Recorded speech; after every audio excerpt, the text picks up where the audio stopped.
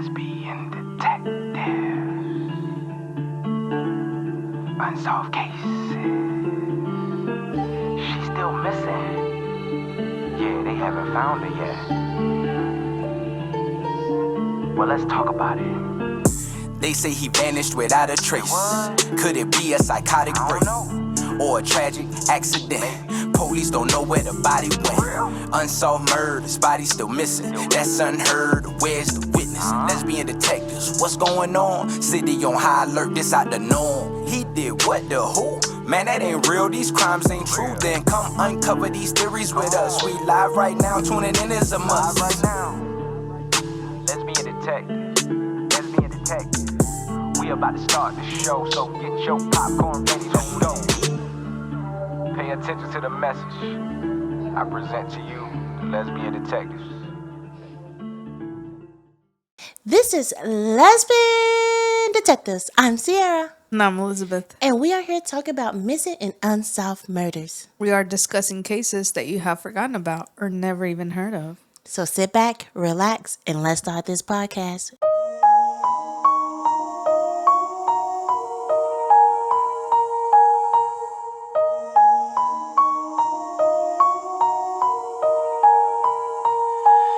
Welcome back, everybody. This is our last episode in September.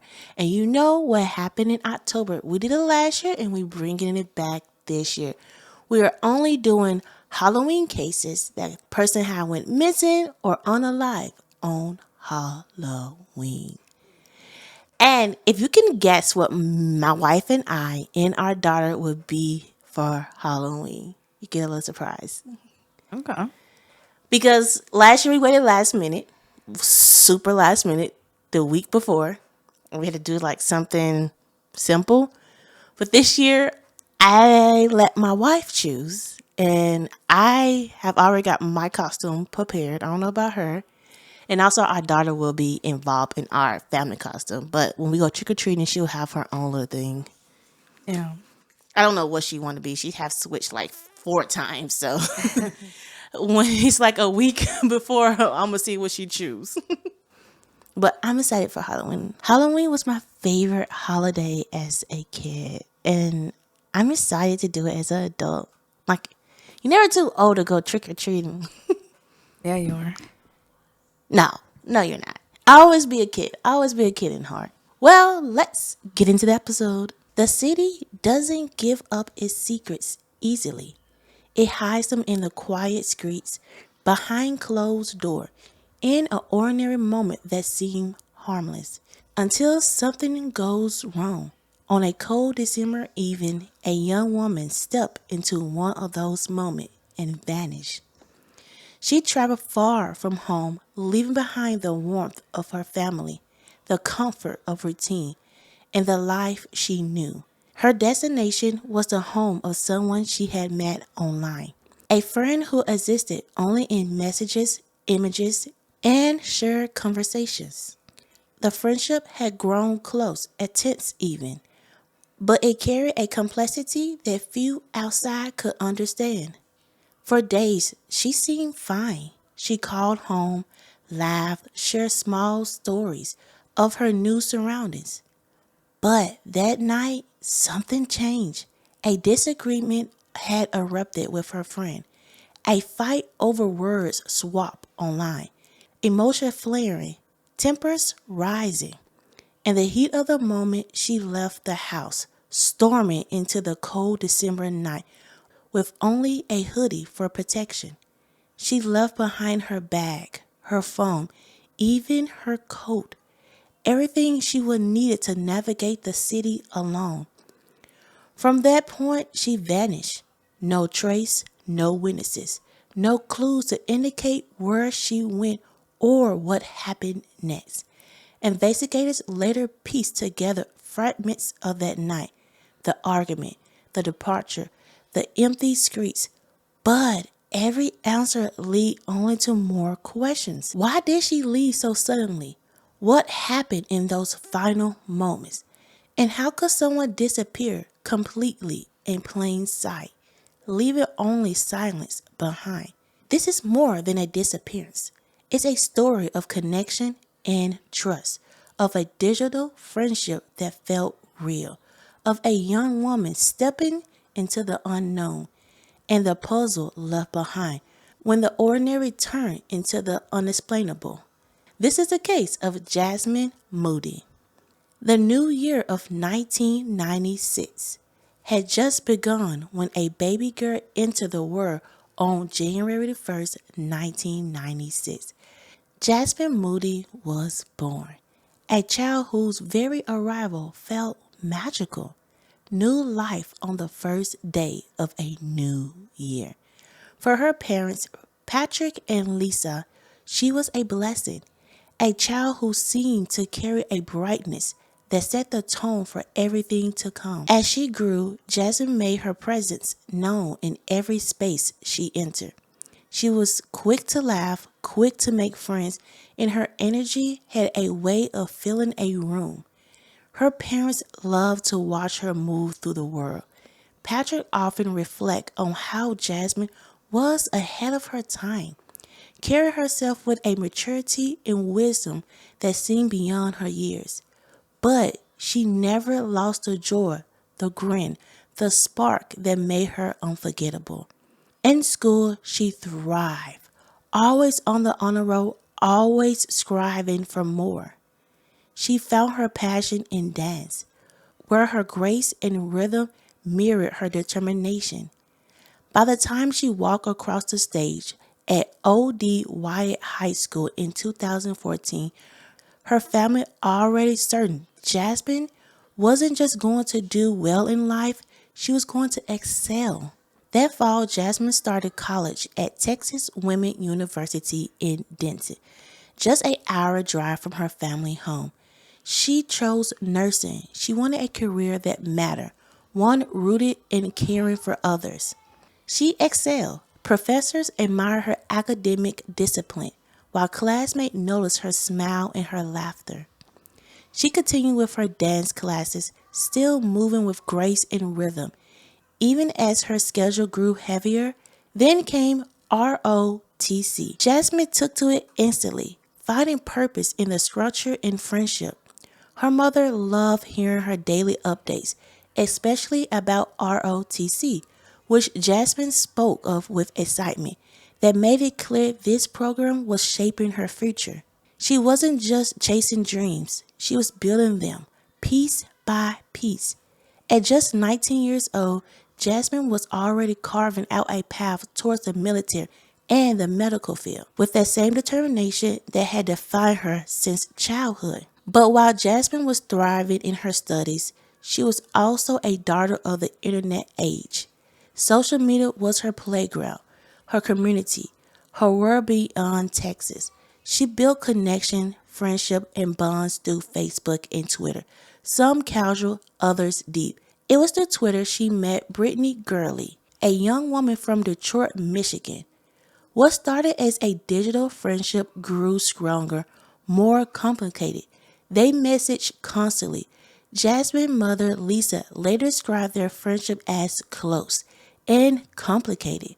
A friendship touched with something more, though Jasmine never clearly defined it. By November 2014, Jasmine decided she wouldn't spend Thanksgiving at home.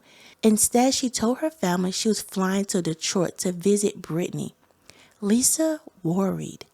Detroit East Side was notorious for crime, and Brittany was the only person Jasmine knew there. It was winter. It was dangerous, but Jasmine, independent and confident, brushed her mother aside. She was convinced she'll be fine. On November 24th, Jasmine flew north. She was welcomed into the Gurley family home on Baldwin Avenue. She planned to stay nearly 2 weeks, return to Texas on December 5th by bus. For the first several days, everything seemed fine. Jasmine called her mother every day, chatting as always. Lisa felt reassured. Her daughter's voice still carried the same joy, the same spark. But on December 4th, everything changed. That day, Jasmine did not call. For Lisa, the silence was deafening. She called her daughter over and over, But there was no answer. Jasmine was never without her phone. Lisa tried again the next day. Still nothing. She told herself Jasmine must be busy preparing for the return trip to school, slipping back into her routine. But the knot in her stomach told her something was wrong. Days later, Lisa received a call that would fracture her world. It was Brittany's mother, Sonia. She told Lisa that Jasmine had gone missing. According to the girlies, Jasmine and Brittany had argued on the evening of December the 4th. The fight was over a Facebook post Jasmine had made, one that apparently offended Brittany. Furious, Jasmine stormed out of the house. Sonia said she then saw Jasmine throw a burgundy University Texas hoodie. She left behind everything: her luggage, her tablet, her laptop, her ID, even her phone. And she never returned. Brittany claimed she waited 15 minutes for Jasmine to come back, but the door never opened. She said she searched the neighborhood and eventually contacted police. But Lisa did not believe this story, not for a second. Her daughter was not impulsive like that. She didn't walk off into the cold just to prove a point. And Detroit in December is bitterly cold, below freezing, with a wind chill that cuts to the bone. Jasmine wasn't dressed for it. Why would she leave without her phone, without her coat, without even her bus ticket home? Nothing about it fit who Jasmine was. Police arrived quickly. They questioned the girlies, who repeated the same story. Their home was searched by the Michigan State Crime Lab, but nothing pointed to Jasmine's whereabouts. The investigators turned to the relationship between Jasmine and Brittany. Sources revealed Jasmine had visited Detroit at least once before, possibly twice. Brittany's mother even posted publicly on Facebook, calling Jasmine her daughter's friend. The suggestion was clear. Their relationship had been romantic. Brittany herself admitted to local news that she was distraught after Jasmine disappeared. So distraught she was hospitalized for anxiety. Still, Lisa pushed back. She insisted Jasmine described their bond as platonic. But whether romantic or not, the closeness between the girls had been intense, and that intensity had erupted into a fight on the very night Jasmine vanished. Could Jasmine really have walked away into the night? Or had something darker unfolded inside the house? Scott Lewis, a private investigator hired by the Jasmine family, began to suspect another possibility. The east side of Detroit was known for crime. It wasn't impossible, he suggested, that Jasmine had simply been in the wrong place at the wrong time, abducted while alone in an unfamiliar city. But if that were true, why was there no trace of her? No belongings scattered, no witnesses, no sign she had ever left the house.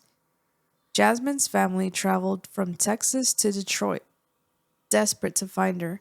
They canvassed neighborhoods, knocked on doors, put up flyers. They hired dogs, investigators, volunteers. Nothing. As months passed, the silence deepened, and then came the second wound. The realization that Jasmine's disappearance wasn't making the headlines. Other cases with eerie similarities captured the nation's attention. Molly Tibbetts, a young white woman from Iowa, vanished in 2018 while on a walk. The story gripped the country until her killer was found. Gabby Petito's disappearance in 2021 consumed the media outlets across the globe. Yet Jasmine, 19, brilliant, vibrant, black, slipped into obscurity outside of her own community. Why has Jasmine Moody, a black college student missing since 2014, not inspired a nationwide search and news coverage? Someone asked. It was a question Lisa and Patrick still wrestled with. The inequities were undeniable. 11 years have now passed. Jasmine's parents have had to accept the unthinkable, that their daughter is likely gone forever. If she were still alive, Patrick said, she would have gotten in touch. We just want closure. We just want somebody held accountable. And yet, Jasmine's story remains unsolved. No arrests, no suspects, no trace. Only questions. Did she truly walk out into the cold that December night? Did something happen inside the girly home that has never been revealed? Or was she swallowed by the dangers of Detroit's streets? For her parents, the answer is still out there. And until it comes to light, they will not stop searching. Because Jasmine Moody was more than a headline. She was their daughter, a 19-year-old girl with dreams of nursing, of dancing, of serving her country. A young woman with a smile that lit up the room, a voice that brightened her mother's day, and a future stolen in a single night of mystery. Somewhere the truth of what happened to Jasmine is still waiting. And until that truth is spoken, the mystery of Jasmine Moody will not rest. Before we end this case, let's sit back and remember the young woman that went missing, Jasmine Moody. A daughter, a friend, a young woman whose life was full of light, promise, and endless possibility. From the moment she was born on January the 1st, 1996, Jasmine carried a spark that could fill a room with laughter, warmth, and joy. She had a heart that cared deeply, a mind that dreamed boldly, and a spirit that inspired everyone around her. She danced, she studied, she trained, she laughed, and she loved fiercely. Her parents, Patrick and Lisa, remember the girl who called home every single day, who shared her hopes, her triumphs, and even her worries. They remember the way her smile could make a difficult day brighter.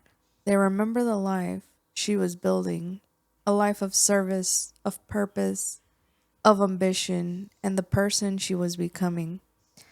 And though she disappeared into the cold December night, leaving questions that may never be answered, the love her family carries for her has never wavered.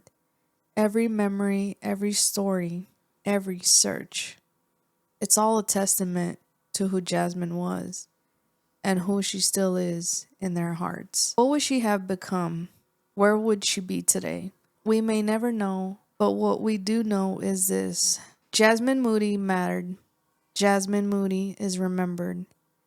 And Jasmine Moody is loved deeply, endlessly, forever. Her story is a reminder to hold close the ones we love, to fight for answers when the world grows silent, and to never, ever forget this is the case of Jasmine Moody. Now let's get into some theories. Theories. Let's get into some theories. Everyone is a suspect until proven guilty. Let's get into some theories. Let's begin detectives. What type of thoughts you thinking? What theories running through your mind? I'm thinking all types of suspicion. Uncover the truth, what we can find. Witness say they saw somebody creeping out the back door. What you think they did it for? That's so crazy, I'm not sure. They found a cowboy, could she be? Here go another puzzle piece. Research and do your history. It's plenty unsolved mysteries. Everyone is a suspect until proven guilty. Let's get into some theories, yeah. Let's get into some theories. Everyone is a suspect until proven guilty. Let's get into some theories. Let's begin detectives. You or me? Go ahead. This case, I don't know why it hit so hard on me. Probably because Jasmine and I really are about 4 months apart. She was born in January, I was born in May. We graduated the same year too. And it seemed like she just was living life, you know? She was into Facebook, Instagram, Twitter, social media. She went to go meet this friend. We do not know for sure. They said that they was in a relationship. Jasmine never said that she was involved with her. So we don't know what kind of relationship they did have. Okay. And I think that's the tricky part because you can play a little game a little bit. If they was in a relationship, Jasmine might post something that made her a little jealous, you know? And she like, why you post that? I don't like that you posted that. That made me feel some type of way. Or Jasmine probably post something about somebody else, made her feel another type of way. You know, we don't know how that girl felt in that moment when she saw that post because we do not know what kind of relationship that is. I can look at Jasmine post and think of it as a different way than she would. You know what I'm saying? So that's the hardest part. And I have seen Brittany, you know, she's a little stud. She's a stud. So looking back, I don't know if Brittany fell in love with a straight girl that didn't want her or if Brittany and Jasmine was together. That's the hardest part of this case because we do not know their relationship. One part always stands out to me, guys. Always stand out. Why did it take them so long to call her mom? If Jasmine left her phone and her mom was calling her over and over again, you had to see that phone ringing. You had to see. But you didn't call her that same day Jasmine went missing. You didn't call her the next day. You called her like, say, 2 days and a half. So it's like, why did it really, if you and Jasmine just had a little fight and Jasmine really just left to go for a walk without her phone or her belongings in the cold with just a hoodie. Let me tell you something. We are in Texas. I'm not going to Detroit and stepping outside with just a hoodie on. That's a no-no for me. I am so sorry. I would like freeze to death because I'm not used to that weather. Texas shuts down when it snows. Well, 1 inch. Well, 1 inch of snow, we shut down. She was from Texas. She's just not built that way. She would have made it far. To me, if I'm Jasmine and I'm in the South, I go somewhere cold, and I step outside in that freezing cold, girl, I am turning my butt around. It is December, so you know it's really cold in December. I'm like this. Nope. Turn back around. Like with the quickness. Yep. Or I'm sitting in the porch like mad. Because I don't know how Jasmine is when she gets mad. We don't know. Her mom said that she wasn't that way. She wasn't that way. Because when I get mad, I'm not walking out the door. Like, I'm just standing there and arguing with you. You're different. You will walk off. If Jasmine have that walk off moment that she can't take the argument anymore, I know you're taking your phone, your wallet, your keys, you're taking everything. Right, that's what I'm saying. Like, even though I'm a runner, I'm gonna make sure that I'm gonna get everything that I need. She's a runner, she's a track star. I wish. But it's just so many holes in this story. Because Brittany, if you so in love with this girl and y'all get into a big argument, let's just say the argument was over jealousy, because it seemed like in both situations it's gonna be jealousy. If she posts something online that Jasmine didn't like, they probably made her jealous, or she posts something about a guy or a girl, made her jealous. Let's just put it out there. If you did that and you and her argue and she just walk off, right? She just walk off. You know that your girl is not from here. You said you waited 15 minutes. Jasmine probably didn't get that far in 15 minutes. It's cold. She's not running down the street. She's shivering. She's like, oh, shoot. You know, and then why you didn't call her mom?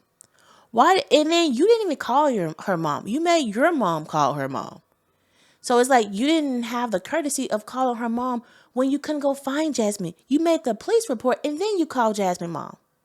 Things are not adding up to me. I'm sorry. The private investigator said, oh, she could have walked off and got kidnapped or unalive in the streets of Detroit. That could have happened.